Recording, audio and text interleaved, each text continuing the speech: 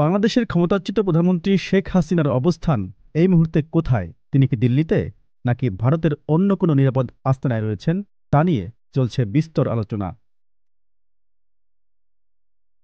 ঢাকায় প্রাপ্ত একাধিক সূত্রের বরাত দিয়ে একটি দৈনিক বলছে, হাসিনাকে দিল্লি থেকে সরানো হয়েছে, যদিও ভারত সরকারের তরফে এ নিয়ে কিছুই বলা হয়নি। তবে সূত্রগুলোর দাবি, তাকে ইস্টার্ন কমান্ডের একটি নিরাপদ জোনে রাখা হয়েছে।